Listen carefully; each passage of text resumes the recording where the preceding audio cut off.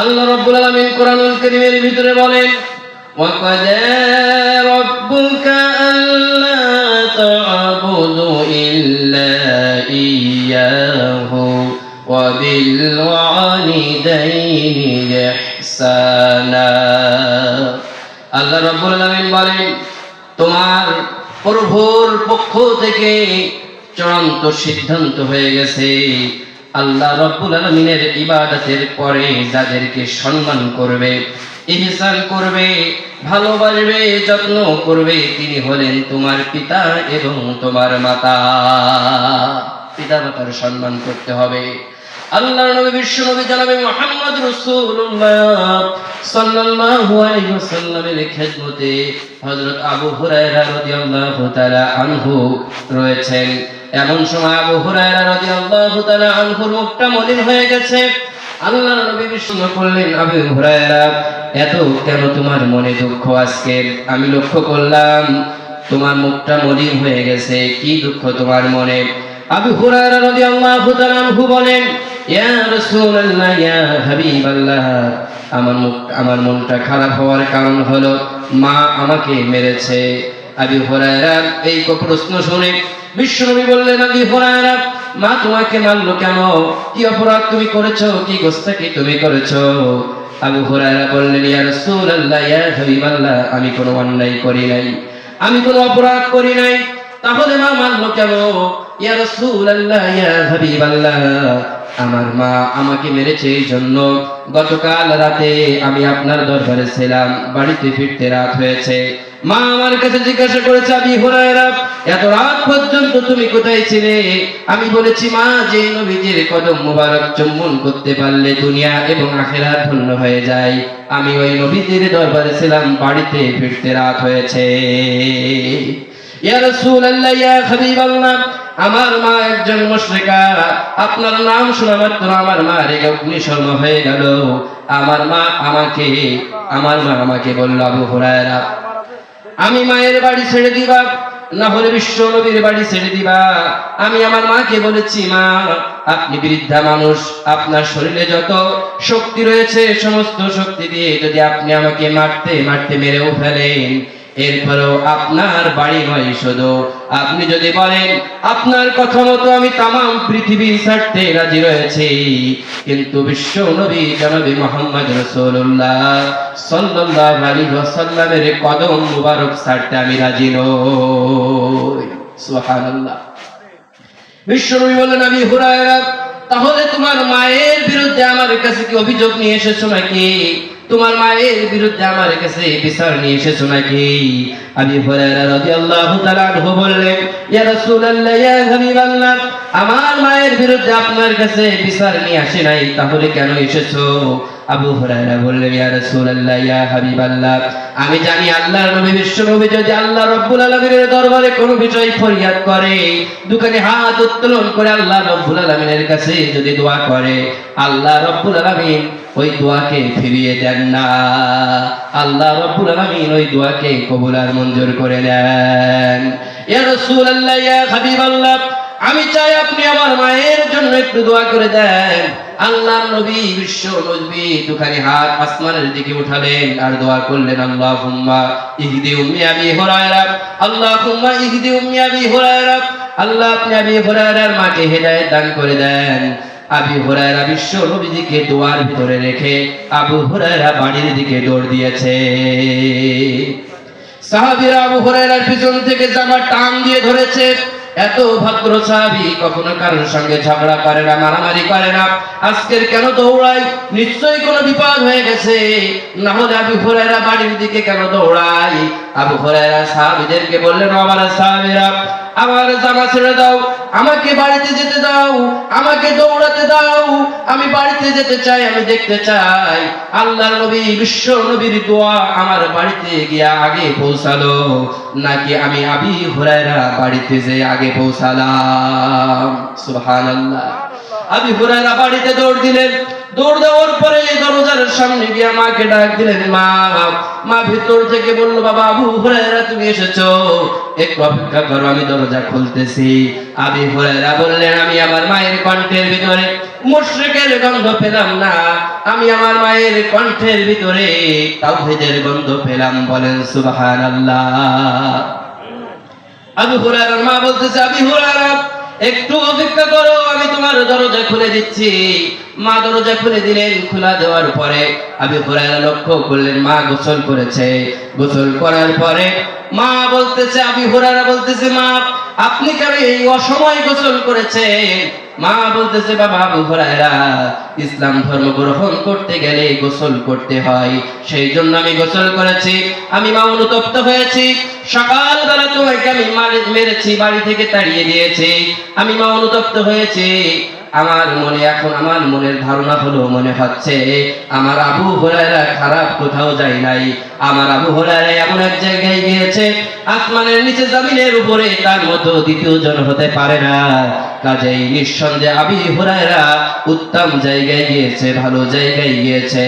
আবু হুরায়রা, বাবা আমাকে নিয়ে চলো ওই নবীজির কাছে, বিশ্ব নবীর হাতে হাত রেখে বায়াত গ্রহণ করে আমি মুসলমান হয়ে যাব।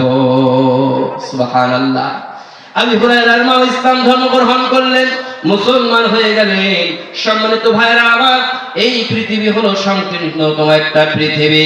এই পৃথিবীর শুরু আছে, আবার শেষও আছে, কিন্তু আখিরাতের জিন্দেগি এমন একটা সময়, যেই সময়ের শুধুমাত্র শুরু আছে কিন্তু শেষ নাই। ওই জিন্দেগির জন্য আপনাকে আমাকে আমল করতে হবে, আপনাকে আমাকে আমল করে আখিরাতে পদার্পণ করতে হবে, তাহলে আমাদের কপাল খুলে যাবে। সম্মানিত ভাইরা আমার, কবর দেখে হযরত ওসমান রাদিয়াল্লাহু তাআলা আনহু এত বেশি কাঁদতেন, জাহান্নামের বর্ণনা শুনেও এত বেশি কাঁদতেন না। সাহাবীরা প্রশ্ন করলেন, ভাই ওসমান, কবর দেখে এত বেশি আপনি কান্না কেন করেন? ওসমান রাদিয়াল্লাহু তাআলা আনহু বলেছেন, কবর দেখে এই জন্য বেশি কান্না করি, আল্লাহর নবী বিশ্বনবী বলেছেন, কবর হলো আখিরাতের প্রথম ঘাঁটি, আখিরাতের প্রথম মঞ্জিল হলো কবর। কবর জগতে যেই ব্যক্তি ছাড়া পেয়ে যাবে, ওই ব্যক্তি হাসরে ছাড়া পেয়ে যাবে, যেই ব্যক্তি হাসরে ছাড়া পেয়ে যাবে, ওই ব্যক্তি মিজানে পুলসিরাতে ছাড়া পেয়ে যাবে। আর যেই ব্যক্তি কবর, হাসর, মিজান, পুলসিরাতে ছাড়া পেয়ে যাবে, আল্লাহ রাব্বুল আলামিন তাকে বিনা হিসাবে জান্নাতে প্রবেশ করাবে।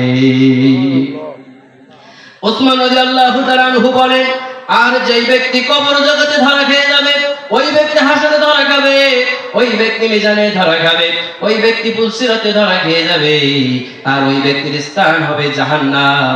এই জন্য কবর দেখে আমি এত বেশি কান্না করি। সম্মানিত ভাইরা আমার, মা ফাতেমা যেদিন ইন্তেকাল করেছেন, ইন্তেকাল করার পরে কবর খনন করা হয়েছে। এমত অবস্থায় আবু যার গিফারি রাদিয়াল্লাহু তাআলা আনহু কবরের পাশে গেলেন, কবরের পাশে দাঁড়িয়ে কবরকে ডাক দিলেন, রে কবর, আজকের তোর ভিতরে এমন একজন মানুষকে রাখা হবে, যেই মানুষ হলো হাসান এবং হুসাইনের আম্মা। জান্নাতের সরদার হবে হাসান আর হুসাইন, তার আম্মাকে তোর ভিতরে রাখা হবে। কবর, খবরদার বিয়াদবি করিস না, কবর থেকে কোনো আওয়াজ আসে না। এরপরে কবরকে বলা হলো, রে কবর, আজকের তোর ভিতরে এমন একজনকে রাখা হবে, তিনি হলেন আসাদুল্লাহ আল গালিব, তার স্ত্রীকে তোর ভিতরে রাখা হবে। খবরদার কবর, তার সঙ্গে বিয়াদবি করিস না। কবর থেকে কোনো আওয়াজ আসে না। আবু যার গিফারি দ্বিতীয়বার আবার ডাক দিয়ে বললেন, কবর, তোর ভিতরে আজকে এমন একজন ব্যক্তিকে রাখা হবে, যেই ব্যক্তি হলেন আখিরি জামানার পয়গম্বর জনাবে মুহাম্মদ রাসূলুল্লাহ সাল্লাল্লাহু আলাইহি ওয়াসাল্লামের কন্যা মা ফাতেমাকে রাখা হবে। খবরদার, খবরদার, কবর তুই বিয়াদবি করিস না। কবর থেকে আওয়াজ আসলো, কবর বলতেছে, আমি হাসান আর হুসাইনকে চিনি না, হাসান আর হুসাইনের আম্মাকে চিনি না, আমি আলীর স্ত্রীকে চিনি না, আমি চিনি না বিশ্ব নবীর মেয়েকে, তাকেও চিনি না। আমল যদি ভালো হয় কবরের ভিতরে ভালোভাবে থাকবে, আর আমল যদি খারাপ হয়ে যায়, আমি কবরের ভিতরে আযাব শুরু হয়ে যাবে।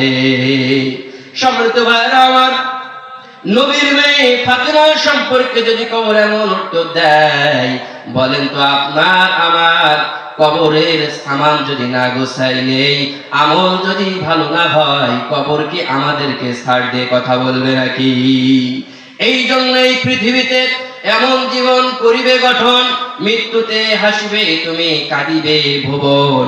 যখন তুমি এসেছিলে ভবে, হেসেছিলে সবে, কেঁদেছিলে তুমি। এমন জীবন করিবে গঠন, মৃত্যুতে হাসিবে তুমি কাঁদিবে ভুবন।